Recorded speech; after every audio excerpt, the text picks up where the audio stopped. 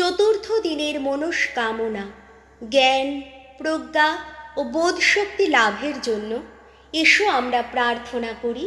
ওগো পূর্ণতার আত্মা, আমার দেহে সম্পূর্ণভাবে বিরাজমান থাকো, যেন আমার দেহ এক পবিত্র মন্দিরে রূপান্তরিত হয়, আর আমি তা গ্রহণীয় বলি রূপে তোমায় উৎসর্গ করতে পারি।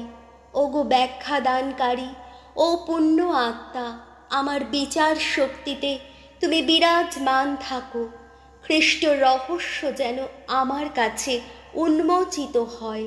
ওগো চিন্তাশীল আত্মা, আমার ভাবনায় বিরাজমান থাকো, যেন ঈশ্বরের ভাবনা আমার ভাবনার সঙ্গে যুক্ত হয় এবং আমি আমার প্রতিটি ভাবনা চিন্তাকে বশীভূত করে যীশু খ্রিস্টের অনুগত করি।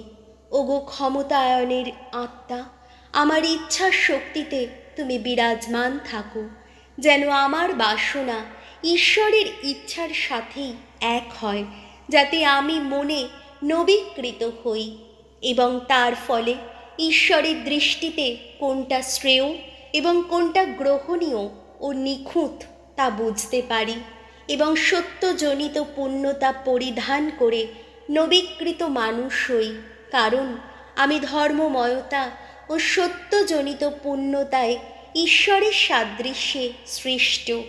ওগো ঐশ্য জ্ঞানের আত্মা, তুমি স্বর্গীয় শিক্ষক, আমার স্মরণ শক্তিতে বিরাজমান থাকো, যেন যিশুর নাম আমার স্মৃতিতে খোদাই করা থাকে, আর আমি যেন সঠিক সময়ে কথা বলার শিক্ষা পাই।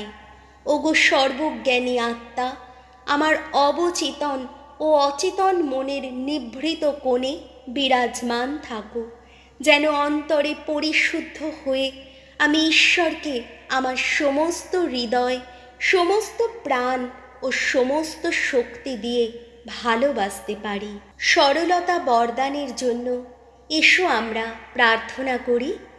পবিত্র আত্মায় পরিপূর্ণ হে প্রভু যীশু, তুমি বলেছ, হে পিতা, হে স্বর্গমত্তেই প্রভু, আমি তোমাকে ধন্য বলি, কেননা তুমি প্রজ্ঞাবান ও বুদ্ধিমানদের কাছে এই সকল বিষয় গুপ্ত রেখে শিশুদের কাছেই তা প্রকাশ করেছ। হে পিতা পরমেশ্বর, চিন্তার শুদ্ধতা, বাক্যের আন্তরিকতা ও কর্মের সততায় আমাদের আশীর্বাদ করো। আমি অনুতপ্ত ও নম্র, আমার আত্মা ও ভগ্ন হৃদয়কে পুনর্জীবিত করো। আমরা এই প্রার্থনা করি